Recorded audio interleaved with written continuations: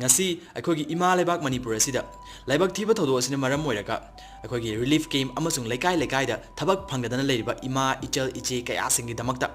ngasi di yamna nungaiba pawsa ko purakchai madudi Sangai Service Private Limited ki site gi somi sai sana harandagi haijaba thabuk singno toroga samna har kana chak thongba phi suba waite ba angang loba asina chingba kya singno toroga thada lupa lising 10 dagi ne 35 pa tolop sabi khotong saba pijari hariba thabak se somi sai sana sangma matamda nongmagi pung ama natra pung ani piraga thabuk tawbe yai adubu pungsing yamna thabuk suri gai paisa chawba helakani maramdi pungsing gi matung ina paisa sai aduga tha lo selakpa kanda pungsing ne so pasalaga tolop oina somi khota sena jarakani aduga somna thabuk chathok chasin tawnaba auto barasu Sangai Service Private Limited na pigani Sangai Service Private Limited ki main motive ti yelhau mi da thabak pirasi thabak te chilhau thiroisi akupa marol gi damak makhogi contact number si de pau phobiu makhogi office ki location na Uripok Tawrangbam Laikai ima iche ichal kya na masigi khudong chap samanghan biganu hayengmak makhogi